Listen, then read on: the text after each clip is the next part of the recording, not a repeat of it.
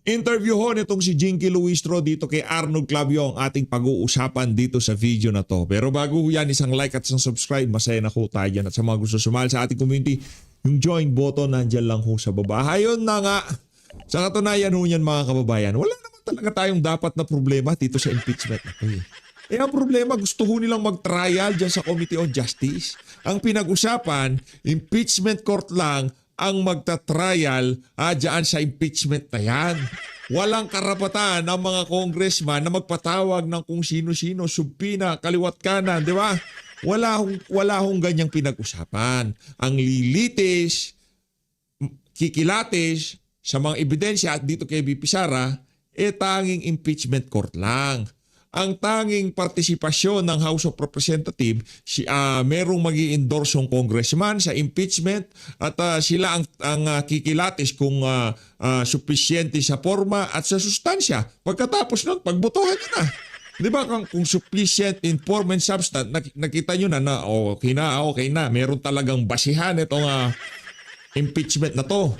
Sabi ni Rodon itong salin ni BP, noong taong ganito hindi nagtutugma sa taong ganito merong discrepancy, di ba? Bakit paano lumaki ng ganun yun ho kasi ang nila pero hindi ho impeachable offense yun. Kasi hindi ho kasalanan na lumaki ang iyong net worth sa napakatagal na panahon. Hindi ho natin alam 15 years o 10 years ang pinag-uusapan natin dito. Hindi naman ho politika, di ba? Ang hanap buhay nitong mga Duterte na to, ni VP Sara at ng kanyang asawa. Meron ho silang law firm. At ang ang hanap buhay na yan, talagang napaka-lucrative kung tawagin. No? Kaya itong si Terry Redon, hindi na ho nila malaman kung saan babaling para masiraan itong si VP Sara. Ang bottom line dito, kaya sila nagpapasubpi ng kaliwat kanan, dahil wala pa ho silang ebidensya mapahanggang sa ngayong mga panahon na to. Mantakin nyo ho mga kababayan, dinesisyonan na sufficient in form and substance yang impeachment nitong si VP Sara, yang inihain nitong si Dilima at ng kamatayan black dyan sa House of Representatives. Gayon pa lang, wala pa silang sapat na ebidensya. Ngayon, itong si Madriaga, kahit sinong abogadong tanongin ho natin, marinig natin na magkomento dyan sa witness na yan, isa lang ho ang sinasabi nila, polluted witness. Walang credibility. May kinahaharap na kaso. Kidnapping with matching murder. Yan ang mga testigo laban kay VP Sara. Ano ho ang kredibilidad na ang mama na yan papaniwalaan ng sambayan ng Pilipino. Kaya kung ako dito kay Jinky Luistro, sumuko na kayo. Hindi nyo mai-impeach si VP Sara. Ngayon, yung strategiya mong pangtatago sa asawa mo nung pinaghahanap siya ng batas, silipin mo na yun, madam. Baka kailanganin mo yan. At yung napakaraming pagnunubin at pagdadasal sa simbahan, dalas-dalasan mo yan, madam. Kailangan mo yan ngayong mga panahon na to dahil, at sigurado tayo mangyayari to, pag naging presidente si VP Sara, lahat kayong mga tauhan ni Martin Romualdez dyan sa House of Representatives kasi magkakabuklatan na ng bantot to. Wala nang sisinuhin ito. Lahat ng kamulukan dyan sa buwisit na bulwagan nyo na yan ng House of Representatives, babalik ta rin natin yan. Yung inyong mga MOOE, wag na muna tayong pumunta sa insertion, mga buwisit kayo. Yun muna ang inyong maintenance and other operating expenses na hindi nyo riniresibuhan. Diyan tayo mag-uumpisa bago tayo magpunta diyan sa flood control insertion yan, mga program appropriation, small committee ni Zaldico. Wag muna yan. Madam, umpisahan natin doon sa inyong mga extraordinary expenses. Sa inyong mga maintenance and other operating expenses. Diyan tayo mag-umpisa. Pagka natapos na yan, doon natin pag-usapan yung mga maleta at envelope. Hindi makakalimutan. Kaya nga sinasabi ko sa iyo dito, yung estratehiya mong pangtatago sa asawa mo, kung meron kang ginawang kasalanan, kung meron man, kung wala, di huwag kang magtago. At sigurado yan ang gagawin mo pagka naging... aabutan ka, Jinky Luistro, sa mga ginagawa mo na yan. Wala ka na magagawa. Ikangat. nasa kamay ka na ni Martin Romualdez. Kung ano man ang pabor o dahil ni speaker yan, wala na tayong magagawa dyan. Na ika nga dito sa kaganapan na to, kayong mga aso ni Martin Romualdez, nasa gitna kayo nito. Hindi pwede na pagka, ika nga, retribution na, kayo maisasantabi at talagang madidikdik lamang yung inyong amo. Hindi ganun yun. JJ Suarez, Benny Abante, nako, panigurado, magkakasakit na kayong lahat nun. Meron na magkaka-neck brace, meron nang mawi-wheelchair, meron nang magpapa-hospital arrest, and nanonostra natin nanonostra ho natin. Ito, interview ho ni Jingy Luistro dito kay Arnold Clavio at kay Connie Sison. Game. Dudulog sila sa Court Suprema para questionin yung proceedings ngayon ng Justice Committee dahil ang trial daw ay solong kapangyarihan ng Senado. Kaya natanong namin, ano ba pag... Ibibida ho niya yan, yung rules. Yung rules na inadapt ng 20th Congress. Na kung saan na yung rules na yon, tanging ang ginawa nila dun sa rules na yon, yung rules na yan, ngayon lang impeachment ni VP Sara yan Hindi ho yan rules nung kay Corona, hindi rules ni VP Sara yan. Yung rules nila na yung mga miyembro lang ng Justice Committee ang pwedeng magsalita. Pwede naman na manifest. Yung mga hindi member, pero yung magko-cross magbumoto, hindi sila pwedeng bumoto. At hindi sila pwedeng, meron pa silang hindi pwedeng gawin Diba? Nakalimutan lang ho natin. Pwede lang silang mag-manifest yung ginagawa nitong si Congressman Marcoleta. Tinanggalan ho nilang karapatan na magsalita, magtanong, mag-cross-examine. Yung mga hindi membro. Kasi sa ibang mga committee hearing, pwede hong magtanong yung hindi member. Pagka panahon ng budget deliberation, kahit hindi ka member ng Finance Committee, pwede kang magtanong, pwede mong ibato yung tanong mo. Pero dito sa tangi-tangi impeachment ni VP Sara, kung hindi ka membro, no. Pwede ka lang mag-manifest. Kakaiba ng hearing tsaka mini trial, Congresswoman? Yan. Again, the reason kung bakit nagamit.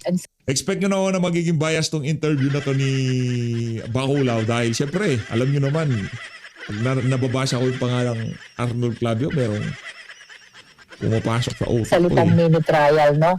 It was my intention to make it understandable upang higit na maunawaan ng sambayan ng Pilipino. Remember, ang tumatak sa isip ng mga tao ay yung mga napapanood nilang impeachment trial sa Senado. That includes yung naging trial kay former President Joseph Estrada, former Chief Justice Corona, no? Ito yung tumatak sa isip ng mga tao. So just for them to understand what is happening or what will happen in the Justice Committee, compare with what is happening in the Senate, nagamit yung word na mini trial. But that was to mean ito yung maliit na proceeding. Kumpara sa pagdinig na ginagawa doon sa Senado. Nonetheless, the intention was only to explain ito yung maliit na proceeding where magkakaroon ng presentation ng evidence, both the complainant and the respondent, para mag-guide ang justice members in the determination of probable cause. No? And having said that, ito ang napakalaking pagkakaiba ng proceeding before the Senate, we call trial, at proceeding before the Justice Committee, which we call clarificatory hearing or hearing proper, quote-unquote, sapagkat ito yung saktong ginamit na terminology dun sa ating rules. No? Hindi sumobra sa kapangyarihan ng Justice Committee na binabanggit ni Atty. Powa? No. As a matter of fact, sumobra sa kapangyarihan. Yung pagpapasubpina sa Senado na yun. Ang pagpapasubpina, pagpapatawag ng kung sino-sino dyan, dapat sana wag muna kayo, yung hearing nyo dyan sa Justice Committee, hindi nyo muna itinalakay yung impeachment na yan. Dapat nagdalawang hearing kayo. Yung isang hearing, pagpapatawag ng kung sino-sino, di ba? Yung pangalawang hearing, para sa impeachment ni VP Sara. Pero hindi, inalo-halo nyo. Dating para kayo nagtatrial tapos ginamit mo pa yung katagang mini trial. Pero pwede ho ba yun? Dalawang subject matter. Isang subject matter, dalawang magkahiwalay na hearing. Masyado hong obvious na demolition job. Kaya dapat dito lang, isa lang dapat, di ba? Oh. We are following the rules of impeachment by the letter. No? Okay. Kung anong nakasaad mismo doon sa rules of impeachment ng Kongreso, yun ang ating sinusundan. Na kayo nga din ang gumawa na kung saan yung rules paborable sa ginagawang pangdidemolish kay BP. Yun ang problema natin dito. So yung due process nawawala na naman. Kasi magpapatawag kayo ng kung sino-sino. Ang pwede lang mag-cross-examine yung mga walang yang tumanggap ng maleta at envelope. And of course, itong sinasabi namin na hearing proper, no? Hearing proper or Yan, clarificatory hearing hearing or determination of probable cause, ito ay nakasaad sa Section 7 ng Rules of Impeachment ng House of Representatives na noon pa man, in the past impeachment processes, ay ginagawa. Noon pa man, sino ba ang pinakahuling in-impeach? Si BP Sara din ho, mga kababayan. Palakpakan. No, kung makapagsabi naman, nung noon pa man, para kay Justice Corona, Chief Justice Corona, kay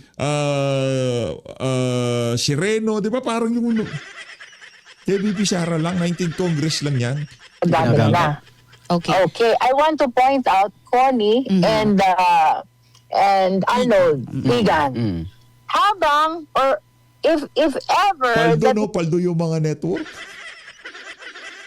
Paldo! mini trial was inaccurate for the purpose of describing the proceeding before the Justice Committee. Oo. I just want them to understand, you do not judge the proceeding by the name. You do not judge the proceeding by the nomenclature. You do not judge the proceeding by the label. You judge the proceeding by the actions which the Justice Committee take to comply with the hearing proper required under Section 7 of the Rules of Impeachment. What is important? Dito sa Justice Committee, probable cause lang ang ating hinahanap. And by probable cause, it means justification to be able to proceed to trial. Walang yan. Probable cause lang pala. Bakit pinagpipilitan nyo na dumalo si BP Sara? O hindi siya dumalo, may probable cause na. Okay na, magbotohan na kayo sa plenaryo, di ba? Di ba? Probable cause lang pala. Hindi dumalo si BP Sara. Okay, may probable cause na. Punta na. Di ba dapat noong huling hearing pa lang, may probable cause na. Hindi dumalo pa si BP Sara eh. Ano ko, parang di dumalo si Sara Duterte. May probable cause na to. Magbotohan na tayo sa plenaryo. Bakit hindi nyo pa ginawa? Ang problema, gusto nyo mag-grandstanding. Gusto nyo magbida-bida. Gusto nyo munang hihain o yung final na pangwawalang hiya nyo na pwedeng gawin kay BP Sara, talagang susulitin nyo na. Dahil huli na yan. Wala na sa 2027. Madam, election na noon, 2027. Finish na. 2028, nako, wala na. Anong month na tayo ngayon? March na tayo, March. Ilang buwan na lang. 27. Pagka 27, anak na Petrang Karapata. Isang hakbang na lang, election na. Ngayon, kung hindi nyo po natatrabaho si BP Sara, dalawang bagay lang yan. Pagka hindi nyo siya natrabaho, kayo tatrabaho. Okay. No? Samantalang ang nangyayari sa Senado, trial, the purpose of which is to determine the guilt or I the see. innocence of the respondent, in which case, if found guilty, magkakaroon ng imposition of penalty, which are removal and perpetual disqualification to hold any public Ayun, office. malinaw. Kumbaga sa Malinaw. regular court Oo. proceedings, kayo sa piskal. Oh. That's Tama ba? correct, Igan. Oo. That's Malinaw. correct. So, Tayo yung fiscal at sila yung mga judges. yan, okay. tama. At least malinaw na ho. Ito lang Malinaw. ang isa pa hong Saan gusto na, tuloy natin? Ma'am Connie Sison, tuloy natin.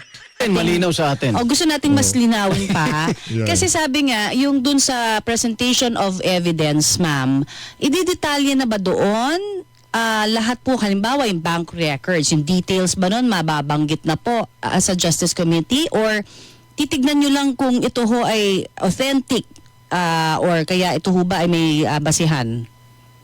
Well, the accurate terminology, Nako. Connie, is this is a clarificatory hearing. Okay. No? Bagaman ang mangyayaring Oh. presentation of evidence is not as exhaustive. Hindi siya saying exhaustive ng mangyayari sa trial. Mm-mm. Dito, binibigyan natin ng pagkakataon ng justice members who are acting as investigators to clarify matters Mm-mm. which are in the Hindi na yun. Wala nang clarification dyan. Di ba? Sufficient in form and substance. Botohan na. Ano pang clarification? Wala nang clarification dyan. No, yung clarification, sa ano na yun? Sa Senado na yun. Sa impeachment court na yun. Doon tayo magkakaliwanagan. Kaso ang problema, yung mga tatayong prosecutor, di ba? Eh baka wala silang ebidensya pagdating sa Senado, magmukha sila lahat tanga. O malamang sa malamang yan si Bacolao kasama dyan sa magiging congressman prosecutor dyan sa impeachment na yan. Kaya dyan pa lang sa Committee on Justice, gagawin na nila yung injustice. Di ba? in the impeachment complaint or the evidence which are being presented, no? So kung may nakikita ang mga justice members na malalabong aligasyon or gustong may ipakonfirm, they can do that because see. that is the purpose of clarificatory hearing. But of course, this is not as full-blown as the trial that will happen in the Senate. Again, maaalala nyo, ang first impeachment complaint na declare unconstitutional by the Supreme Court. Why? The substance of the decision is we violated the due process sapagkat hindi nagkaroon ng pag-aaral ng ebidensya. No? And in the original decision of the Supreme Court, inuphold ang Section 7 ng Rules of Impeachment na dapat may hearing proper, may issuance ng subpoena, may question and answer sa mga witnesses, may presentation ng documents upang mapag-aralan ng mga members ng Justice Committee. Now, we are complying with these rules. Okay. Now, we are complying. Hindi, yung rules na yan na kayo din ang gumawa na kung saan favorable sa gusto nyong mangyari sa impeachment na to. Kasi kung pagbabasihan natin, kung gagamitin natin yung pamantayan na ginamit nyo sa impeachment ni BP Sara, anak ng tokwa, baka hindi pa tayo tapos sa impeachment ni Marcos Jr. Pinagsasalita na natin si Saldico. Pinagsasalita na natin yung 18 Marine. Sinusupina na natin yung minutes ng small committee ni Saldico. Betrayal of public trust. Di ba? Anong nangyari? Point blank.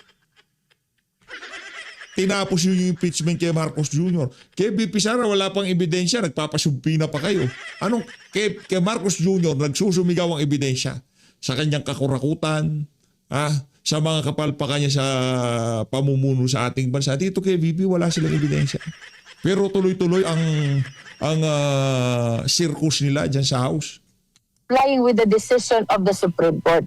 The situation now, Igan and Connie, is noon nagreklamo sila dahil walang hearing proper.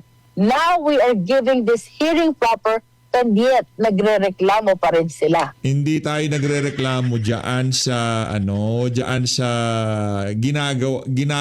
ginawa nyo dati. Ang naging reklamo lang yung pagsasampa ng impeachment ng paulit-ulit. Yun unconstitutional. Hindi nyo na ginawa yun.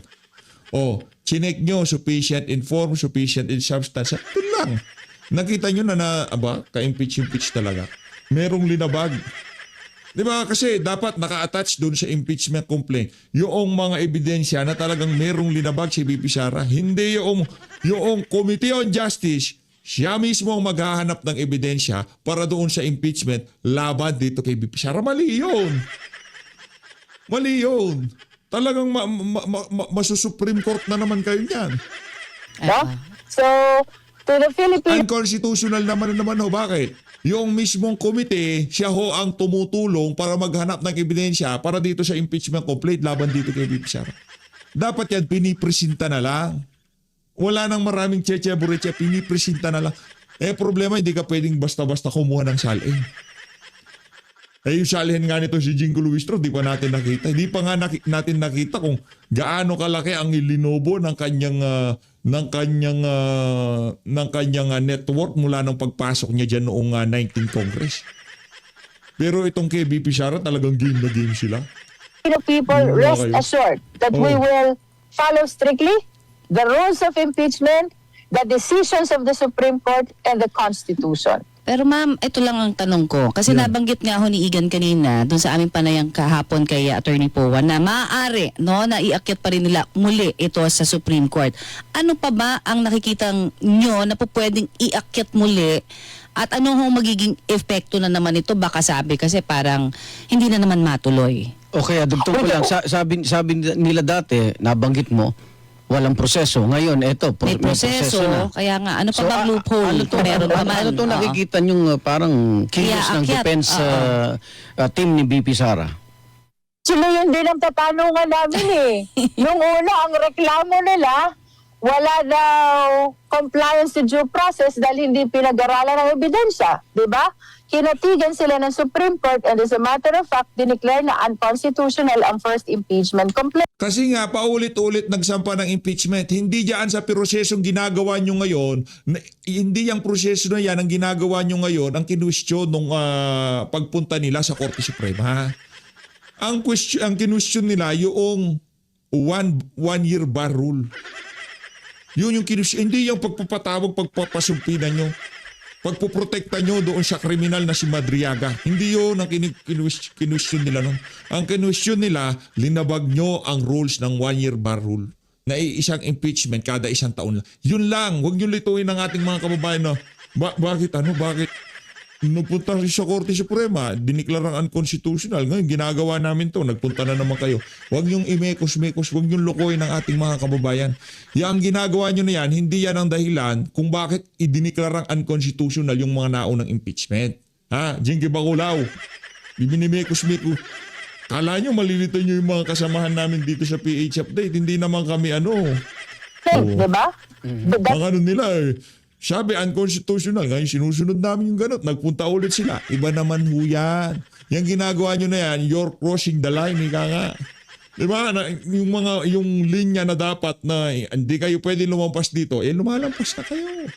Dapat hanggang sufficient in form and substance. Tapos na yan. Punta na tayo sa plenaryo. Dali na natin sa Senado. May boto naman atay. Akala ko ba kumpleto na? 103 na. Ano nangyari? Huwag niyong patagalin yan. Ang maipapayo ko sa iyo, Jinky Bakulaw, kung meron na kayong boto, baka magbago pa isip ng iba dyan.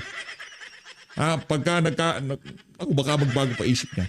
Kasi habang lumalapit ang 2028 election, mas hihirap yung impeachment na yan. Maniwala ka sa akin. Mas hihirap yan. Sa maniwala ko kayo sa mas hihirap yung impeachment na yan habang pinapatagal nyo yung proseso na yan.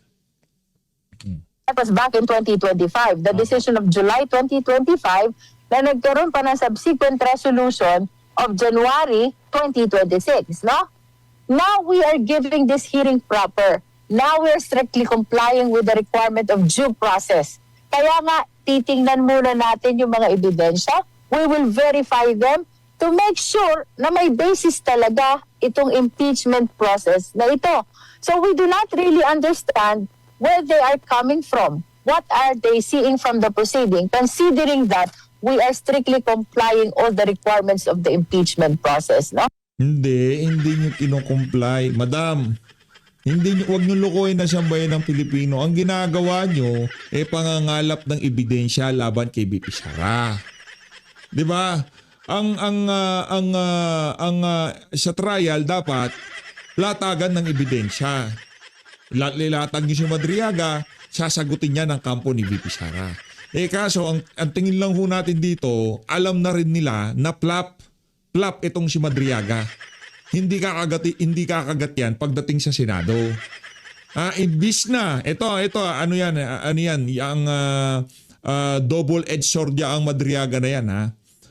Yang Madriaga na yan, pagka prinisenta nila, at nagkahendot-hendos at ang presentasyon sa kanila, diyan pa lang sa unang presentasyon na yan laban dito kay VP Sara ng ebidensya o testigo, pagka yan gumuho, buong impeachment complaint guguho. Lahat yan. Magkakaroon na ng ika nga doubt. Pero pagka yan nailatag nyo ng maigi, alam ko yun ang gusto nyo mangyari.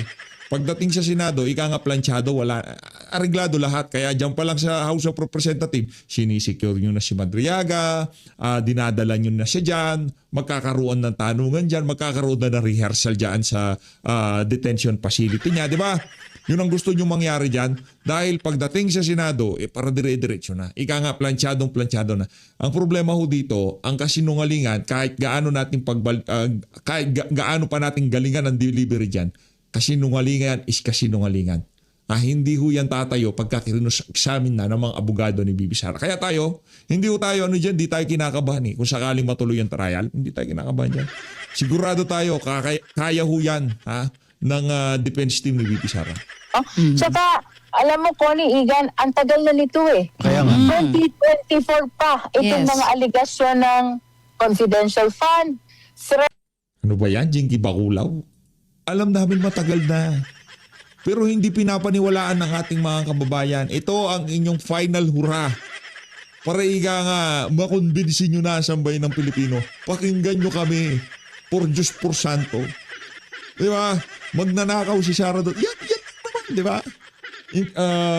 Ang tawag dito yung kanyang confidential fund. Yan lang naman. Hindi ko makakagat yung confidential fund. Sumisirit pataas yung approval at trust rating ni BP Sara para presyo ng diesel, di ba?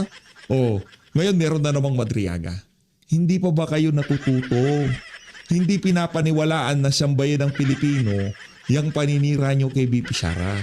Kahit sandamukal, ganito kasi. Kahit ilabas nyo pa saliin ni BP Sara, kahit ano pang gawin yung paninira sa kanya, tapos na ang 2028 election. Panalo na si BP. Okay? Walang, halimbawa ako, linatag nyo ang saliin ni BP Sara. Kahit ano pang laman yan, baka ipakain ko pa sa inyo. Hindi, ano yan. Hindi tayo maniniwala dyan. Kahit na ano pang maging laman ng ano na yan, ng lumaki, nasa pribadong sektor ang asawa ni BP Sara. Diba? Meron silang loper na itong si Jinky Luistro, di umano, hindi pa nagbabayad sa kanila. Dagdag pa sa network nila yan pag magbayad ka na! Para lumaki yung network ni BP Sara lalo. Lagyan ka, Luistro, ha? and against the president, unexplained wealth, no? I think it's about time na instead of going too technical, sagutin na lang itong mga aligasyon na ito sapagkat ito ang matagal nang hinihintay ng taong bayan. Pero- ang kasagutan Oo. ng ating Vice Presidente. Pero may panawagan na itigil na muna yan dahil sa global crisis natin sa presyo Yun ng din, petrolyo. oo. Ang gobyerno ba'y na tumitigil pag may ganitong emergency, yung ganitong Crisis. accountability? Ika nga. Both the global crisis, the oil crisis, and the issues of accountability are necessary and important if we are talking about the betterment of our nation, no? Oo. Kasi ang sabi ko nga in my previous interviews, if we have honest and accountable officials, we will have a better nation today and in the coming days. Yung tipong mga kung hanes tayo na hindi tayo tumatanggap ng envelope galing kay Zaldico at hindi tayo tumatanggap ng maleta na dinidistribute di umano sa mga kasamahan nyo dyan sa House of Representatives. Malamang sa malamang, magkakaroon ho talaga tayo ng better days. Pero kung yung mga nagsasalita ng mga ganyang kataga, nasa listahan ng ating mga magigiting na Marines, huwag ho kayong maniwala. Nako. Ang tanong dito, Jinky, ganito. Nagbayad ka na ba doon sa di umanong utang mo sa law firm nitong si Sherman Scarpio? Nagbayad ka na ba? Di umano ha. Kung hindi pa magbayad ka na. But if our officials, our leaders are not honest and not accountable, then the Philippine nation will be will not be at its best. No? So, but to answer specifically your issue on oil crisis, hindi naman po tumigil ang Kongreso.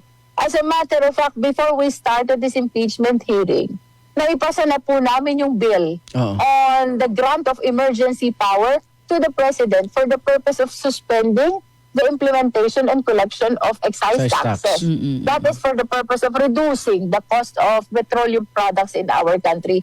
Kaya hindi naman po natutulog ang Kongreso. What Opo. we're doing, in fact, is a parallel action. Okay. Habang Galingan mo yung tanong, Igan, kakampi nyo yan. may gumaganap sa issues of accountability, ang iba po nating mga kasamahan ang gumaganap sa ibang national issues which are intended for the betterment of the life of our fellow countrymen. Oo. Congressman Luis, no, kahapon sa panahin pa rin, gusto lang namin makuha reaksyon ninyo. Dalawa lang po yung pinupunto Yung pagpapasabina ng bank records at yung pagtawag kay Ramil Madriaga.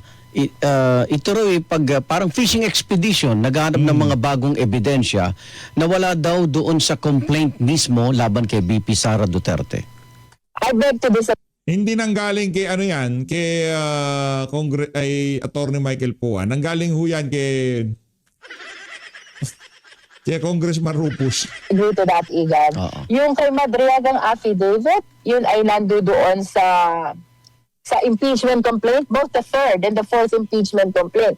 Talagang kasama na ang affidavit ni Ramil Madriaga. Talaga? Now, the reason why we are calling Madriaga to our hearing is to verify kung totoo ba ang nilalaman ng kanyang affidavit. Because if we don't verify, how are we going to vote on the determination of the existence of probable cause? Now, about the bank records, this was mentioned also in the impeachment complaint. As a matter of fact, in support of that, nagpakita pa ng dalawang salin kung saan ibabangga itong mga supposed income generated by the impeachable official with the SALN, as explained by the Honorable Congressman Terry Ridon. No? Apo. So I beg to disagree to that.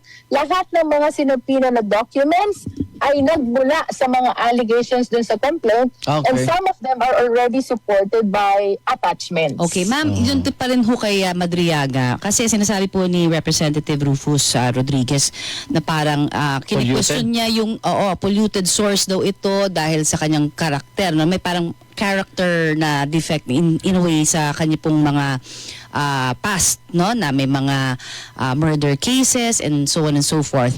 Ito ho ba pag-uusapan din, ano ba siya, para ba tong makikilatis din ho ba si Madriaga kung papaharapin po sa inyo? Yes, of course, the credibility of Ramil Madriaga will be tested during the hearing. But let me respond to that. No? Apa. Polluted source. How can we consider Ramil Madriaga already as a polluted source? Kasi nakakulong siya. Kasi ang kaso niya ay kidnapping with matching a little bit of murder. Kasi binibisita siya ng isa sa mga colleague niya dyan at yung dating senador sa Bilibid. Diba?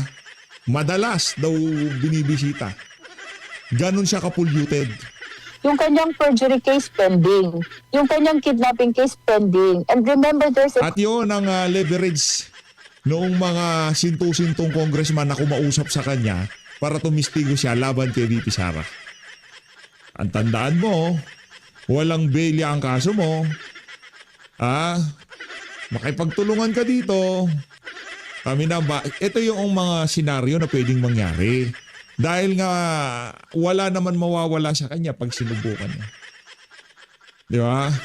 constitutional guarantee of presumption of innocence, which Ramil Madriaga is supposed to enjoy, no? Kasi hindi pa naman siya convicted na prisoner. He is a detention prisoner. Apo. And of course, they are at full liberty. Si Congressman Rufus Rodriguez, whom I respect so much, he has the full liberty to test the credibility of Madriaga once he is presented before the Justice Committee, no?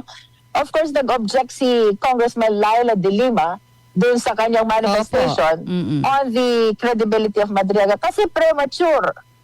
Hindi pa dapat dinidiscuss ang evidentiary until the witness is presented before the Justice Committee. Kamusta po yung kanyang safety naman itong si Madriaga? Ano papaano ho masisecure pagdating po diyan sa hearing? Ano may mga kailangan po bang dagdag pa na gagawin po ang Kamara para ho sa kanya?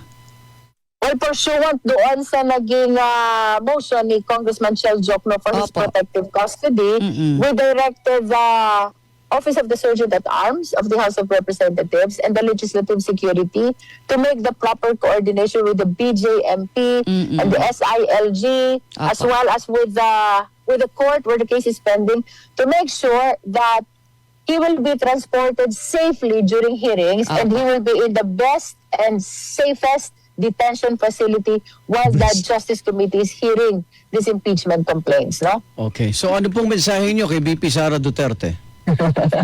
Wala naman po tayong mensahe kay VP Duterte. Ganun, takot. Wala, yun naman, bigyan mo na mensahe si VP Sara. Kasi ako, may mensahe ako sa'yo, Jingy Luistro. Ang mensahe ko sa'yo, sa 2028, anak na to ka, yung strategiya mo, sa pagtatago, naku, galing-galingan mo, madam.